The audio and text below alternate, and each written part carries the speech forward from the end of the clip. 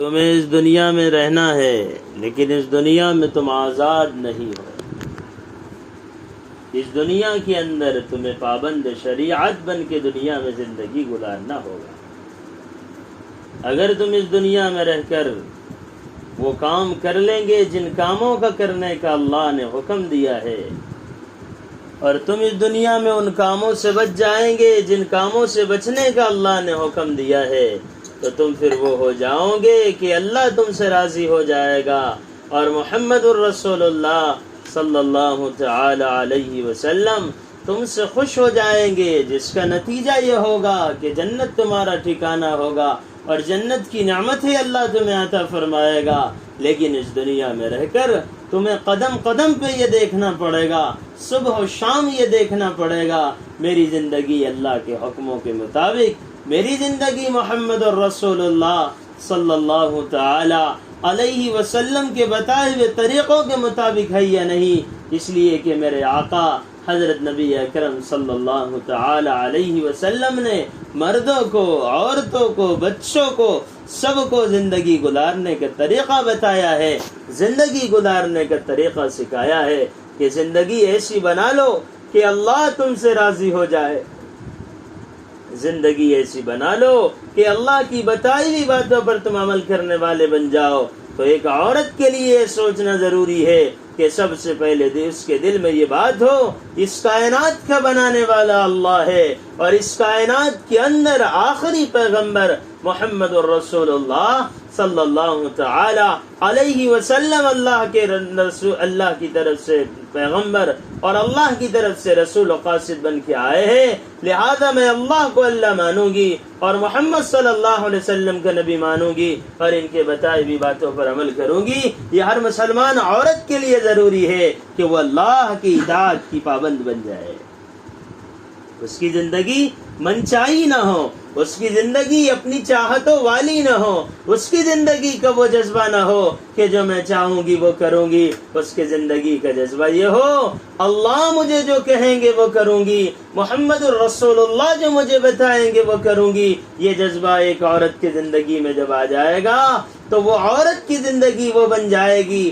جو زندگی اللہ چاہتے ہیں، جو زندگی محمد الرسول اللہ صلی اللہ تعالی علیہ وسلم چاہتے ہیں۔ ایک عورت ہے مکے کے اندر، اس نے اللہ کے ایک ہونے کی بات کہی ہے اور محمد الرسول اللہ کے نبی ہونے کی بات کہی ہے۔ مکے کے اوباش لوگوں نے اور مکے کے بدماش لوگوں نے اور مکے کے اللہ کے دشمن اور اسلام کے دشمن اور نبی کے دشمن لوگوں نے اس عورت سے کہا، وہ بوڑھی عورت تو نے کیا کہا ہے ذرا دوبارہ کہہ دے۔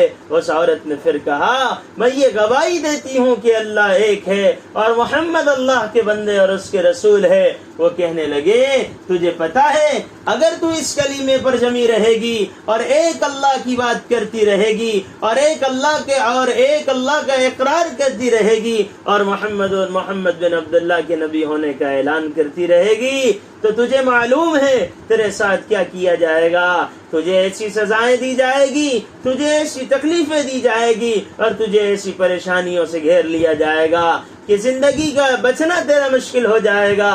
اس عورت نے کہا، اشہد ان لا الہ الا اللہ، میں یہ گواہی دیتی ہوں کہ اللہ ایک ہے، واشہد ان محمدا عبدہ ورسولہ، اور یہ گواہی دیتی ہوں کہ محمد اللہ کے بندے اور اللہ کے رسول اور میرے نبی ہیں۔ ابو جہل نے کیا کیا، اپنے خادموں سے کہا، 2 اونٹنیوں کو لاؤ۔ 2 اونٹنیوں کو لایا گیا، ایک اونٹنی کو دائیں طرف اور دوسری اونٹنی کو بائیں طرف کھڑا کیا گیا، اور وہ مکے کے میدان میں آج بھی وہ جگہ مکہ المکرمہ میں موجود ہے۔ ایک ہاتھ اور ایک پیر کو ایک اونٹنی سے باندھ دیا اور دوسرے ہاتھ اور دوسرے پیر کو دوسری اونٹنی سے باندھ دیا، اور اس کے بعد فرمایا، او سمیہ، اگر تو زندگی چاہتی ہے اور دنیا میں رہنا چاہتی ہے تو اللہ کا انکار کر دے، محمد کے نبی ہونے کا انکار کر دے۔ اس عورت نے اس حال میں بھی کہ وہ یہ منظر دیکھ رہی ہے، جب یہ اونٹ دوڑائے جائیں گے، ایک اونٹ دائیں طرف چلے گا اور دوسرا اونٹ بائیں طرف چلے گا، تو تو نتیجہ کیا ہوگا؟ کہیں سے میرے ہاتھ ٹوٹ جائیں گے اور کہیں سے میری انگلیاں نکل جائے گی اور میرے چھیترے چھیترے اور گوشت کے ٹکڑے ٹکڑے ہو جائیں گے اور بدن میرا اللہ کی محبت میں قربان ہو جائے گا اور بدن سے خون کے فوارے نکل جائیں گے۔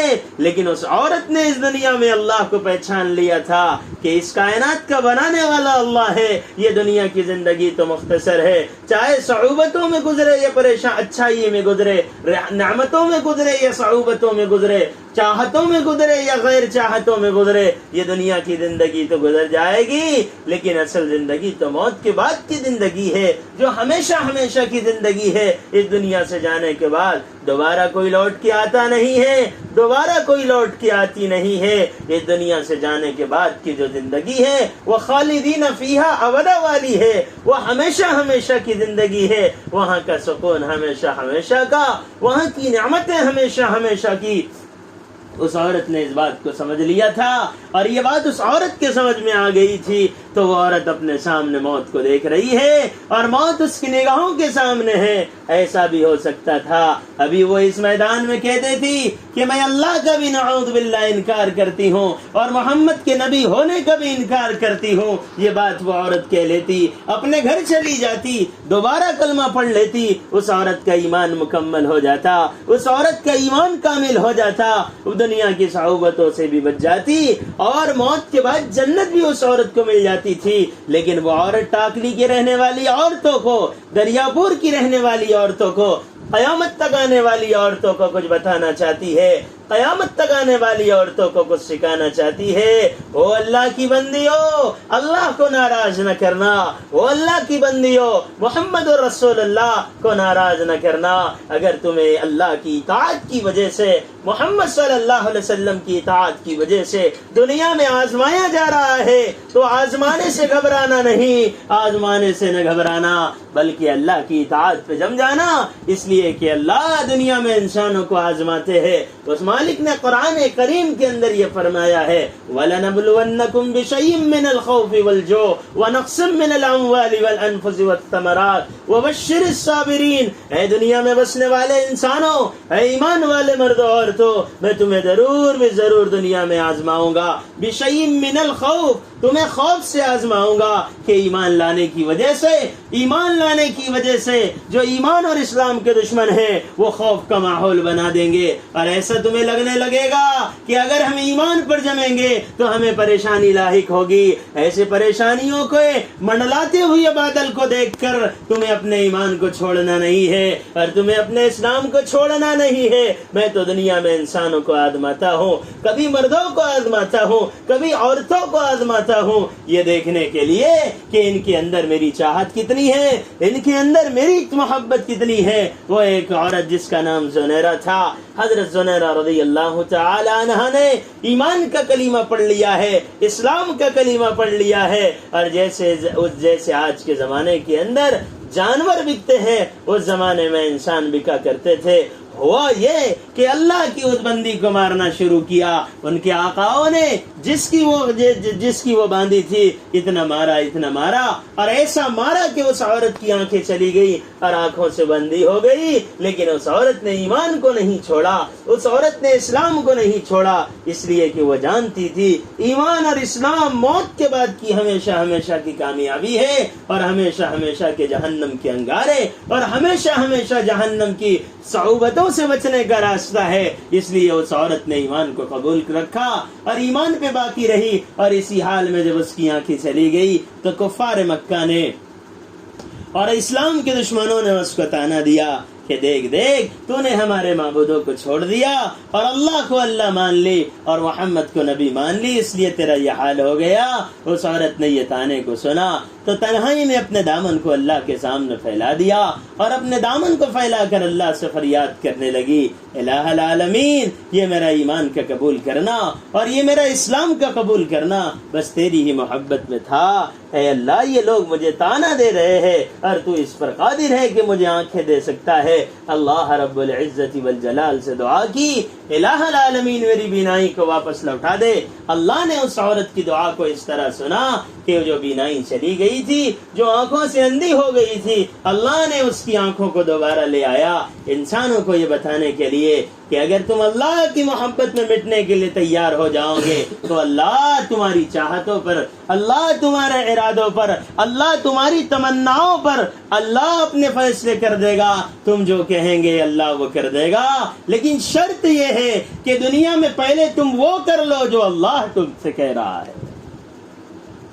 میدان مکے کا ہے, وہ اللہ کی بندی بوڑھی عورت ہے, ضعیف عورت ہے, کمزور عورت ہے. عورت تو ویسے ہی کمزور ہوتی ہے اور پھر بڑھاپے میں اور زیادہ کمزور ہو جاتی ہے. ایسی حالت میں ایک ہاتھ سے ایک پیر سے ایک اونٹ کو باندھ دیا گیا اور دوسرے ہاتھ اور دوسرے پیر سے ایک اونٹ کو باندھ دیا گیا. حضرت سمیہ سے ابو جہل ملعون نے کہا اے سمیہ اگر تو زندگی چاہتی ہے تو ابھی تیرے ہاتھ میں موقع ہے, اللہ کا انکار کر دے, محمد کا انکار کر دے. حضرت سمیہ کہنے لگی ایسا نہیں ہو سکتا, میں اللہ کا انکار نہیں کر سکتی اور محمد الرسول اللہ کے نبی ہونے کا انکار نہیں کر سکتی. ہوا کیا ہے, مکے کے اسی میدان میں دونوں اونٹوں کو دوڑا دیا گیا. ایک اونٹ دائیں طرف چلا, ایک اونٹ بائیں طرف چلا. جب وہ اونٹ چلنے لگے کہیں سے ہاتھ ٹوٹا, کہیں سے پیر ٹوٹا, کہیں سے خون نکلا. پھر اس لعین نے ایک برچھا مارا, ایسے زور سے مارا کہ حضرت سمیہ کے بدن کے 2 ٹکڑے ہو گئے, خون کے فوارے نکل گئے, روح نکل گئی اور وہ بیچاری اللہ کی محبت میں شہید ہو گئی اور اللہ کی محبت میں اس عورت نے جان دے دی. علماء نے لکھا ہے اور وہ جگہ کو میں نے اپنی آنکھوں سے مکۃ المکرمہ میں جا کے دیکھا ہے, آج بھی وہ جگہ موجود ہے. آج بھی وہ جگہ موجود ہے. اس جگہ کے اوپر, اس جگہ کی حالت یہ ہے کہ وہ جگہ کے اوپر اگر کدال چلایا جاتا ہے کچھ بنانے کے لیے تو وہاں سے خون نکلتا ہے, وہاں سے چیخیں نکلتی ہے, یعنی وہ جگہ اپنی حال پہ باقی ہے, وہاں کچھ بنایا نہیں جا سکتا. اللہ یہ بتانا چاہتے ہیں ایسی میری بندی اس دنیا میں آئی تھی جس نے میری محبت میں قربانی دی تھی, اپنے آپ کو قربان کر دیا تھا, اس لیے میں اس کے نام کو زندہ رکھنا چاہتا ہوں اور اس جگہ کو زندہ رکھنا چاہتا ہوں تاکہ قیامت تک آنے والی عورتوں کو یہ بتایا جا سکے کہ دنیا میں ایسی عورتیں بھی آئی تھی جو اللہ کی محبت کی ایسی دیوانی تھی, جو رسول اللہ صلی اللہ علیہ وسلم سے ایسی محبت اور ایسا پیار کیا کرتی تھی کہ اپنے جان کو تو اس نے قربان کر دیا ہے, لیکن اللہ اور اس کے رسول کو ناراض کرنا اس نے گوارا نہیں کیا ہے کہ اللہ مجھ سے ناراض نہ ہو جائے اور محمد الرسول اللہ مجھ سے ناراض نہ ہو جائے. آج ہم اپنی زندگی کا جائزہ لیں کہ آج ہماری زندگی کا حال یہ ہے کہ خالہ ناراض نہ ہو, پھوپھی ناراض نہ ہو, چاچی ناراض نہ ہو, بیٹی ناراض نہ ہو, بھانجی ناراض نہ ہو, نواسی ناراض نہ ہو. یہ اللہ اگر ناراض ہو جائے تو ہو جائے, لیکن یہ ناراض نہ ہو کہ داماد ناراض نہ ہو جائے, اس لیے سونے کی انگوٹھی تو بنانی ہی پڑے گی. بیٹی ناراض نہ ہو جائے, اس لیے بیٹی کا رسم تو کرنا ہی پڑے گا. اللہ کی ناراضگی کا خیال نہیں ہے, مخلوق کی ناراضگی کا خیال ہے. حالانکہ ہمارے دل میں اللہ کی ناراضگی کا خیال آنا چاہیے کہ کہیں اللہ ہم سے ناراض نہ ہو جائے, محمد الرسول اللہ ہم سے ناراض نہ ہو جائے. جب یہ خیال زندگی میں آئے گا تو پھر زندگی ایسی بنے گی. اگر یہ عورت بادشاہ کی بیوی ہے تو بھی اللہ کی اطاعت کرے گی, اگر یہ عورت غریبی غربت کے زمانے کے اندر ہے, فقر فاقے کی حالت میں ہے, تب بھی اللہ کی اطاعت کرے گی, اللہ کو ناراض نہیں کرے گی, اللہ کی اطاعت کے ساتھ زندگی گزارے گی. اس لیے ہمارے دلوں میں خیال اللہ کی ناراضگی کا نہیں آتا.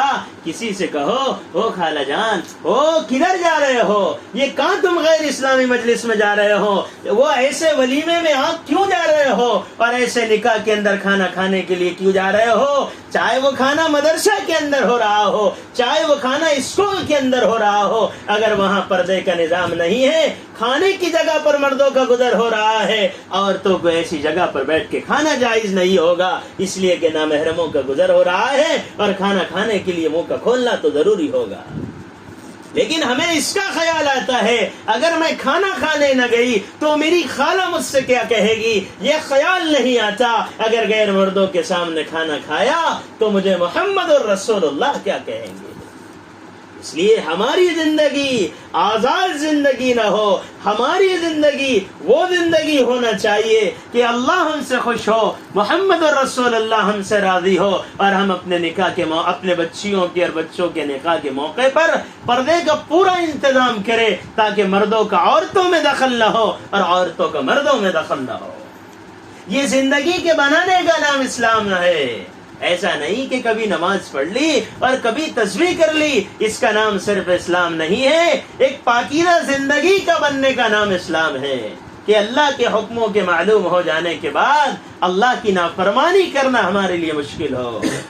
کیسی حالت ہے, وقت کے بادشاہ ہے اور 3 بر اعظم کے بادشاہ ہے, اور جو عورت نکاح کے اندر ہے وہ عورت کون ہے, وہ عورت بادشاہ کی بیٹی, بادشاہ کی بیٹی ہے, بادشاہ کی پوتی ہے, بادشاہ کی بہن ہے اور بادشاہ کی بیوی ہے.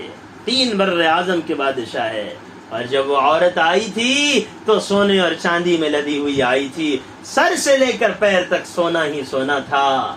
عمر بن عبد العزیز نے اس سے کہا, دیکھ اللہ کی بندی, میں تجھے اختیار دیتا ہوں, 2 باتوں میں سے ایک کو اختیار کر لے. یہ جو سونا چاندی تیرے بدن پہ نظر آ رہا ہے یہ سب امت کا مال ہے. بادشاہت کے زمانے میں تیرے باپ نے, تیرے دادا نے, تیرے بھائی نے یہ امت کے مال کو لوٹا تھا. یہ بادشاہت کا مال ہے, یہ مال ان کا ذاتی نہیں تھا, یہ مال تو امت کا تھا. یہ امت کا مال کا سونا تجھے دیا ہے, اگر تو میرے نکاح میں رہنا چاہتی ہے تو یہ سونے کو بیت المال میں جمع کرنا ہوگا, اور اگر تو عیش کی زندگی گزارنا چاہتی ہے تو مجھ سے جدائی اختیار کر لے. بادشاہ کی بیٹی, بادشاہ کی بیوی, بادشاہ کی بہن, بادشاہ کی بیگم, لیکن وہ عورت کی زندگی میں دین تھا. وہ عورت کہنے لگی عمر بن عبد العزیز سے کہ میں تمہیں چھوڑ نہیں سکتی, میں یہ سونے اور چاندی کو چھوڑ سکتی ہوں.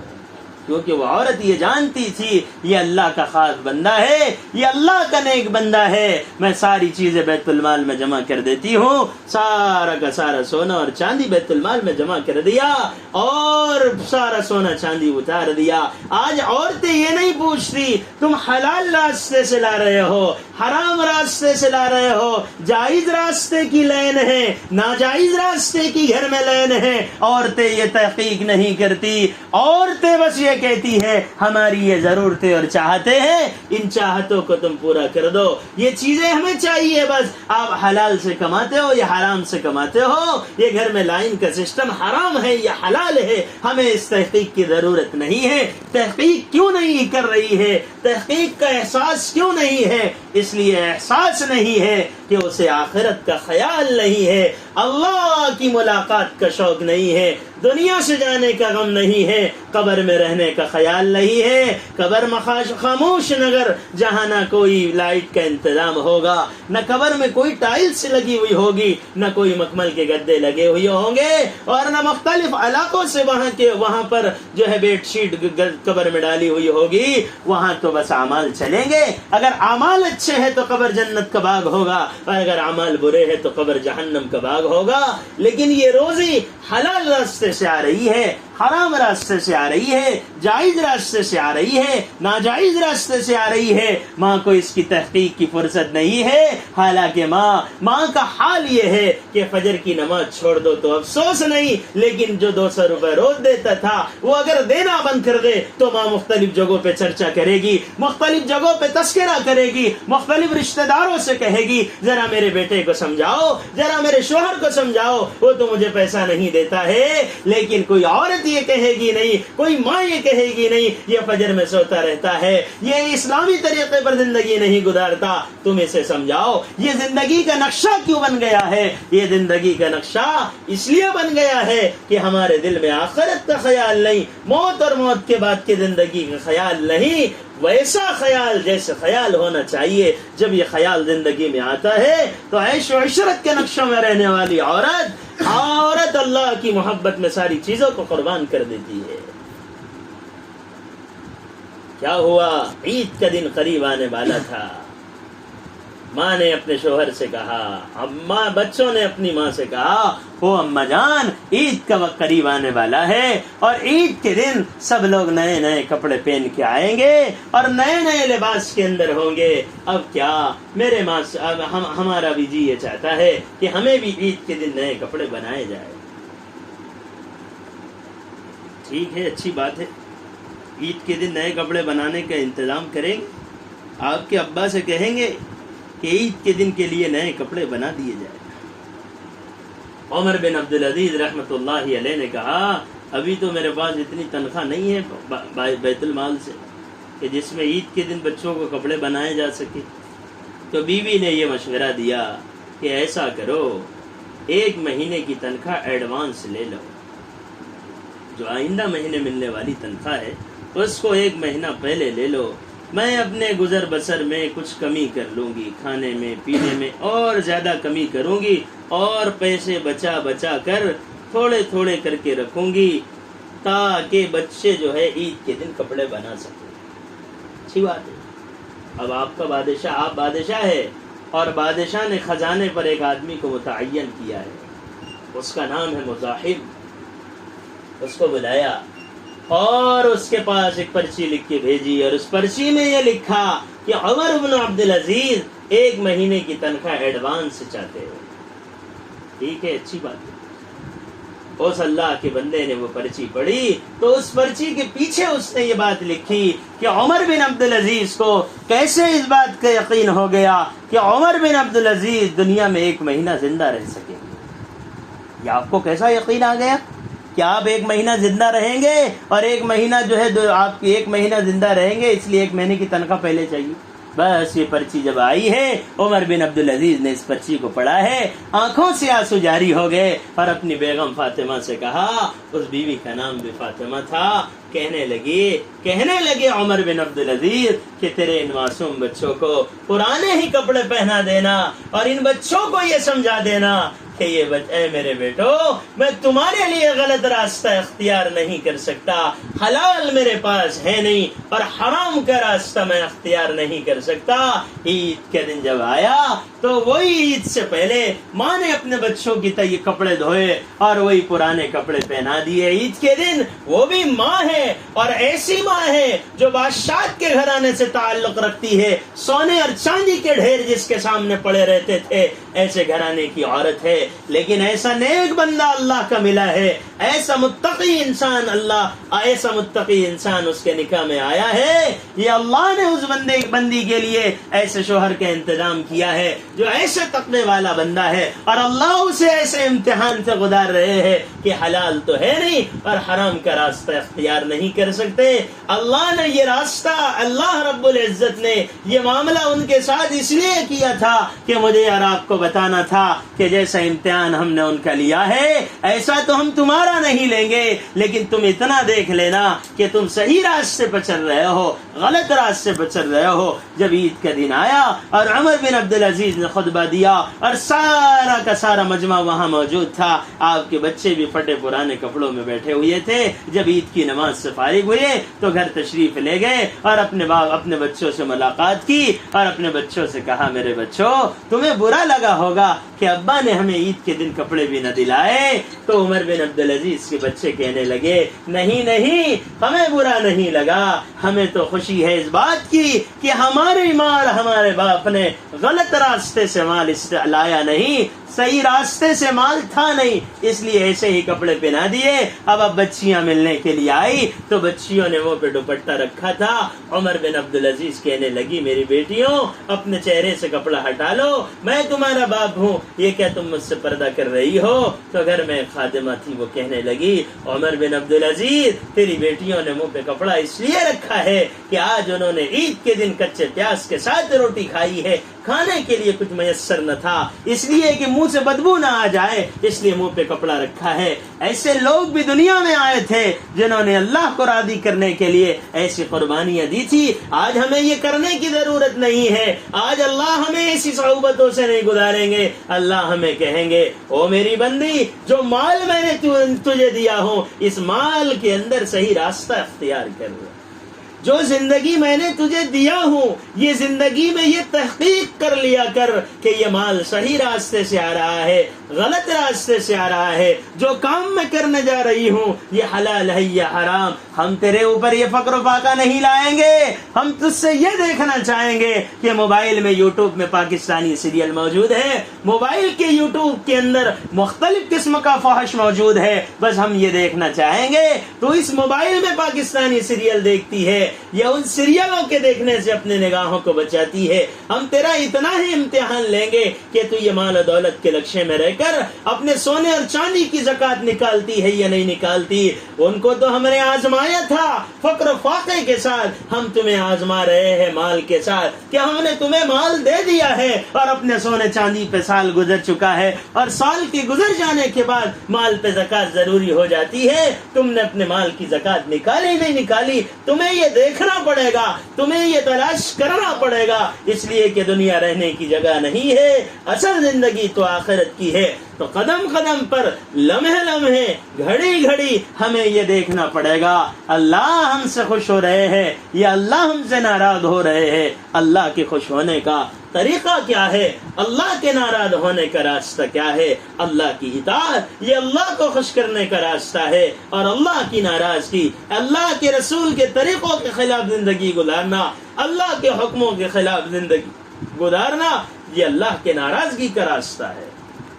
اس لیے ہمیں آج کی اس پاکیزہ مجلس کے اندر یہ طے کرنا پڑے گا کہ آج کے بعد میری زندگی ایسی گزرے گی، ایسی نہیں کہ جو میرے سمجھ میں آیا بس وہ دین ہے، اور جو میں کہہ دوں بس وہی دین ہے، اور جو میں بتا دوں بس وہی دین ہے۔ نہیں نہیں نہیں نہیں، وہ دین جو اللہ نے بتایا ہے، وہ دین جو محمد الرسول اللہ صلی اللہ علیہ وسلم نے سکھایا ہے کہ زندگی ہماری اس طریقے پر آ جائے، زندگی ہماری اس راستے پر آ جائے۔ اس لیے ہمیں طے کرنا پڑے گا کہ اللہ کی اطاعت کریں گے، محمد صلی اللہ علیہ وسلم کی سنتوں کے مطابق زندگی گزاریں گے، صبح اٹھنے سے لے کر سونے تک، رات سونے سے لے کر اٹھنے تک، صبح سے لے کے شام تک، اور شام سے لے کے صبح تک یہ ہماری زندگی اللہ کے حکم نبی کے طریقے پر آ جائے۔ اللہ کے حکم نبی کے طریقے پر لانے کے لیے عورتوں کے لیے سب سے اہم عمل وہ نماز کا اہتمام ہے کہ کسی حال میں بھی ہماری نماز نہ چھوٹے۔ دوسری چیز وہ روزے کا اہتمام ہے۔ عورتوں کو عذر شرعی لاحق ہوتا ہے، جس عذر شرعی کی وجہ سے وہ پورے روزے اگر رکھ نہ پائی تو ان روزوں کی آئندہ زمانے میں قضا کرنی ہوتی ہے۔ جیسے ابھی موقع ہے، بارش کا ماحول ہے، موسم ٹھنڈا ہوتا ہے، تو جو روزے ہمارے چھوٹے ہوئے ہیں ان روزوں کی ہمیں قضا کرنا ہے۔ اللہ نے عذر شرعی میں چھوٹی ہوئی نماز کو تو معاف کر دیا ہے، ان نمازوں کی قضا کرنا ضروری نہیں جو اللہ تعالی کی طرف سے جو عذر لاحق ہوتا ہے اس عذر کی وجہ سے چھوٹ جائے، لیکن وہ عذر شرعی میں جو روزے چھوٹ جاتے ہیں ان روزوں کی بعد میں قضا کرنا ضروری ہوتا ہے۔ لہذا ہم زندگی میں سوچیں نماز کتنی مجھ پہ قرض ہے، اور نماز عذر شرعی کے علاوہ کتنی نمازیں میں نے ضائع کی۔ دواخانے میں گئے تو مغرب چلی گئی، ولیمے میں گئے تو ظہر چلی گئی، ایسی نمازیں میری کتنی چھوٹی ہوئی ہے۔ اس لیے کہ ایک ایک نماز کا قیامت کے دن حساب دینا ہوگا، اس لیے نماز کا اہتمام ہو، اور جو چھوٹی ہوئی نماز ہے ان نمازوں کی قضا کرنا ضروری ہے۔ اب چھوٹی ہوئی نمازوں کی قضا کس طریقے سے کی جائے گی؟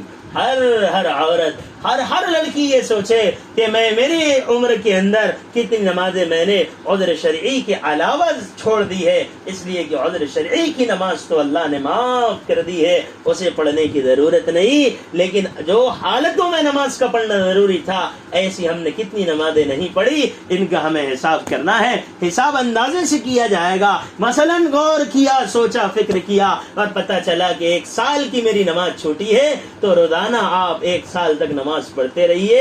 آپ کی 1 سال کی چھوٹی ہوئی نماز، آپ ایک دن میں بھی آپ 1 سال کی چھوٹی ہوئی نماز کو پڑھنے کا آسان طریقہ یہ ہے، اگر 1 سال کی نماز کو 1 سال میں پورا کرنا چاہتے ہیں تو ہر دن آپ ہر دن 5 نمازوں کے وقت ایک نماز پڑھتے جائیے، تو 1 سال تک اگر آپ ایسا کرتے رہیں گے تو آپ کی 1 سال کی نماز پوری ہو جائے گی۔ اور اگر آپ 6 مہینے میں پورا کرنا چاہتے ہیں تو آپ جو ہے ہر نماز کے وقت میں 2 مرتبہ نماز پڑھ سکتے ہیں، یہ نیت کے ساتھ کہ جو میری زندگی کی پہلی فجر چھوٹی تھی، بس روزانہ یہی نیت کے ساتھ آپ فجر، ظہر، عصر، مغرب، عشاء پڑھتے رہیے، اور وتر کی نماز کی بھی قضا کرنا ضروری ہے۔ اسی طریقے سے اگر کوئی اللہ کی بندی ہر نماز کے وقت میں نہیں، کوئی اسے فرصت کا وقت ملتا ہے اور ان وقتوں میں نمازوں کی قضا کرنا چاہتی ہے تو قضا کر سکتی ہے، کوئی نہیں دیکھ رہا ہے لیکن اللہ آپ کو دیکھ رہا ہے، اللہ کو سب معلوم ہے۔ یہ تعلیم کرنے والی عورت، یہ مذاکرہ کرنے والی عورت، یہ عشرے چلے میں جانے والی عورت، یہ 2 مہینے مسکرات بیرون کا سفر کرنے والی عورت، اور گھر میں تعلیم کا حلقہ لے کے بیٹھنے والی، اور یہ تعلیم کا حلقہ لے کر نہ بیٹھنے والی، کون کتنی نماز پڑھتا ہے اور کون کتنی نماز ضائع کرتا ہے، اللہ کی نظروں سے کوئی اوجھل نہیں ہے، اللہ سب کو دیکھ رہے ہیں، وہ ایسا دیکھتے ہیں، ان اللہ یرا دبیب النملۃ السوداء علی الصخرۃ السماء فی لیلۃ الظلماء، کالی رات میں کالے پہاڑ پر جو کالی چوٹی چلتی ہے، اللہ کہتے میں اس کے نشان قدم کو دیکھتا ہوں۔ کالی رات میں کالے پہاڑ پر جو کالے کلر کی چوٹی چل رہی ہے، اللہ صرف یہ نہیں کہتے کہ میں اس چوٹی کو دیکھتا ہوں، اللہ یہ کہتے میں اس کے نشان قدم کو دیکھتا ہوں۔ وہ ایسا دیکھنے والا ہے، وہ میری آپ کی صبح و شام سے غافل نہیں ہے، اس لیے ہمیں چھوٹی ہوئی نمازوں کی قضا کرنا ہے، وہ نمازیں جو عذر شرعی کے علاوہ چھوٹی ہے۔ اگر مسئلہ سمجھ میں نہ آئے تو یہ مسئلہ پوچھا جائے، علماء کے ذریعے سے، کوئی عالمہ ہو ان سے پوچھا جائے، اگر کوئی عالمہ نہیں ہے وہ اپنے شوہر کے ذریعے سے، اپنے بھائی کے ذریعے سے، اپنے بیٹے کے ذریعے سے علماء اور مفتیوں سے مسئلے پوچھا جائے، یا تو عالم صاحب، مفتی صاحب کی والدہ سے یا ان کی بیوی سے یہ بات پوچھی جائے کہ یہ مسئلہ ہمارے لیے پوچھ کے ہمیں بتا دینا۔ اگر کوئی اللہ کی بندی کوئی مسئلہ پوچھتی ہے، اسے ایک مسئلہ پوچھنے پر 1 حج کا ثواب ملتا ہے، 1 حج کا ثواب اللہ اس عورت کو دیتے ہیں جو عورت پوچھتی ہے کہ براہ راست علماء سے ہم نہیں پوچھ سکتے تو ہم جو ہے ان کے متعلقات کے ذریعے سے پوچھ سکتے ہیں، جو ان سے متعلق ہے، جو ان کے گھر والے ان کے ذریعے سے پوچھ سکتے ہیں، یا تو اپنے خاوندوں کے ذریعے سے پوچھ سکتے ہیں، لیکن پوچھنا ضروری ہے۔ یہ اللہ کے رسول کے زمانے میں صحابیات پوچھا کرتی تھی، ایک عورت نبی سے پوچھتی ہے، یا رسول اللہ میرے والد بوڑھے ہو چکے ہیں، وہ حج کو نہیں جا سکتے، اتنے کمزور ہو گئے، میں کیا کروں؟ میرے آقا نے فرمایا اگر وہ بوڑھے ہو گئے ہیں تو ان کی طرف سے حج کر لے، یہ حج بدل ہو جائے گا جو ان کی طرف سے ادا ہو جائے گا۔ اللہ کے رسول صلی اللہ علیہ وسلم سے عورتوں نے ایک مسئلہ پوچھا ہے پردے میں، کبھی حضرت عائشہ رضی اللہ تعالی عنہا سے، اس لیے ہمیں معلوم کرنا پڑے گا کہ میری روزوں کا کیا مسئلہ ہے، نماز کا کیا مسئلہ ہے، زکوٰۃ کا کیا مسئلہ ہے۔ اور یہ پوچھنا کیوں ہے؟ یہ پوچھنا اس لیے ہے کہ ہم دنیا میں آزاد نہیں ہے، ہم دنیا میں پابند شریعت ہے، ہمیں ہر کام کے کرنے کا طریقہ بتایا ہے۔ اللہ نے قرآن میں کہا گھر سے نکلنے کا طریقہ کیا ہو، گھر میں رہنے کا طریقہ کیا ہو۔ اللہ قرآن میں فرماتے ہیں وَقَرْنَ فِي بُيُوتِكُنَّ، اے عورتوں تم اپنے گھروں میں رہو۔ اللہ نے عورتوں کو گھر میں رہنے کا حکم دیا ہے، گھر میں رہو، لیکن گھر میں رہتے رہتے ضرورت پڑیں گی نکلنے کی۔ ارے کبھی بیٹے کے لیے بہو لانا ہے تو گھر سے نکلنا پڑے گا، اور کبھی کوئی مرض ہے تو گھر سے نکلنا پڑے گا، کبھی کوئی بیمار ہے تو ان کی عیادت کرنے کے لیے نکلنا پڑے گا۔ اللہ کہتے گھر میں رہو، لیکن اللہ نے کہا نکل سکتے ہو۔ وَلَا تَبَرُّجْنَا وَلَا تَبَرُّجْنَا تَبَرُّجَ الْجَاهِلِيَّةِ الْأُولَى، نہ نکلو گھر سے جہالت کے طریقے پر۔ گھر سے نکل سکتے ہو، نکلنے کا طریقہ کیا ہو، جہالت کا طریقہ نہ ہو۔ جہالت کا طریقہ کیا ہے کہ گھر سے نکلے تو بے نقاب نکلے۔ بولے میں یہیں کی چوں، تو یہاں اللہ میاں نہیں رہتے؟ کہ آپ کے میکے میں اللہ میاں نہیں رہتے؟ اللہ تو ہر جگہ موجود ہے۔ وَلَا تَبَرُّجْنَا تَبَرُّجَ الْجَاهِلِيَّةِ الْأُولَى، نہ نکلو گھر سے بغیر جہالت کے طریقے پر۔ جہالت کا طریقہ کیا ہے؟ نکل گئے گھر سے لیکن نقاب ہی نہیں پہنا، یہ جہالت کا طریقہ ہے۔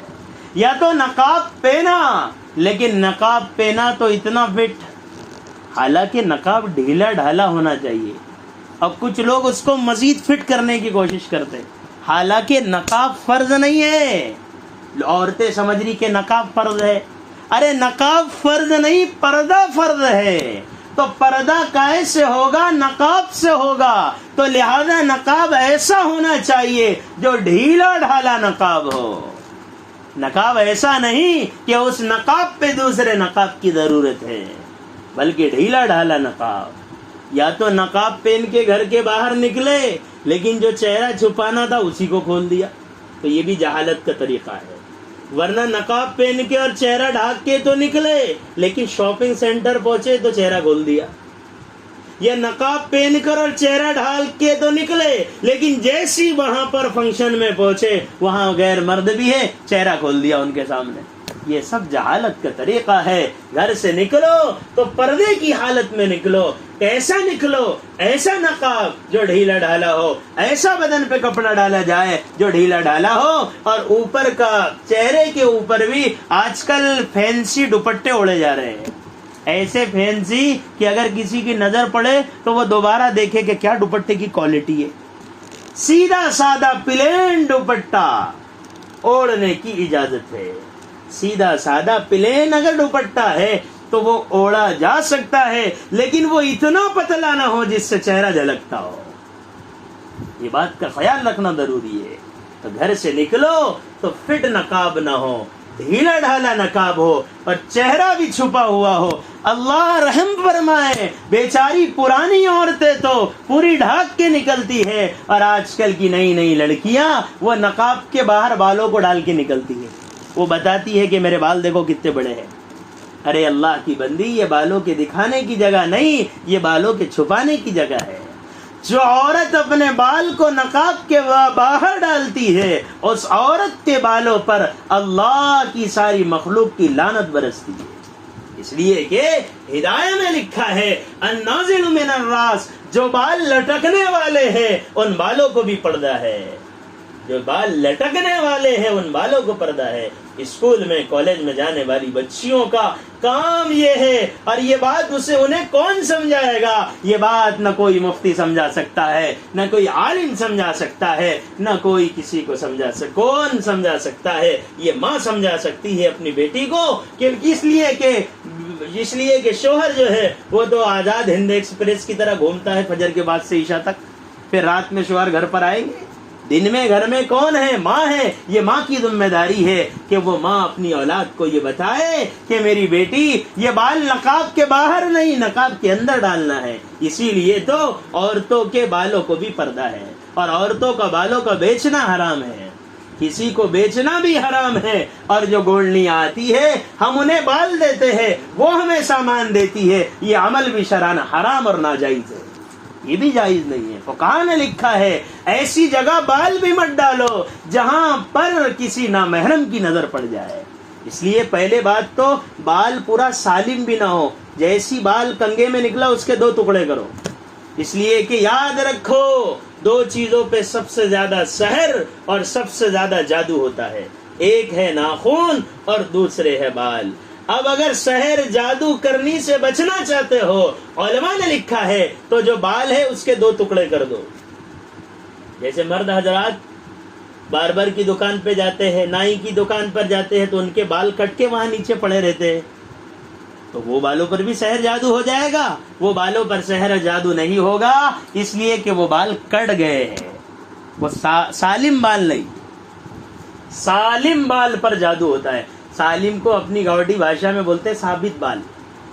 साबित जो पूरा पूरा बाल है उसको दरमियान से तोड़ दो और ऐसी जगह डालो कि जहां किसी की नजर ना पड़े। अब इसका ये मतलब नहीं कि 6 महीने तक बालों को लेके घूम रहे, कहाँ डालू, जहां मौका मिला वहां डाल दो, जहां मौका मिला वहां दफन करा दो, लेकिन ये बालों को ऐसी जगह ना डालो जहां से कोई उठाने का किसी का अंदेशा हो।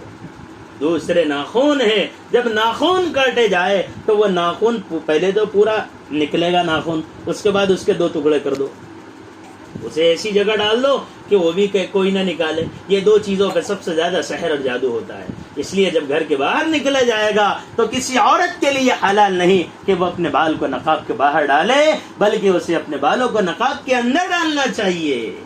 और जब घर से बाहर निकले तो घर से बाहर निकलने में आज एक माहौल बन गया है, आज एक रिवाज बन गया है कि लड़कियां तो लड़कियां ही, बड़ी बड़ी उम्र की औरतें भी परफ्यूम लगा के निकलती है। परफ्यूम लगाना, खुशबू लगाना सिर्फ आपके लिए अपने कमरे के अंदर इसकी इजाजत है। जो आपका हुजरा है, जो आपका हुजरे शरीफा, कमरे शरीफा है, उसके अंदर आप खुशबू इस्तेमाल कर सकते हैं। आप खुशबू इस्तेमाल वहां कर सकते हैं, लेकिन इसके अलावा जब आप घर के बाहर निकल रहे, किसी से मिलने के लिए जा रहे हैं या किसी काम से घर के बाहर निकल रहे, आप अपने घर की 4 दीवारी के बाहर जब निकले तो उससे पहले खुशबू लगाना आपके लिए जायज नहीं है।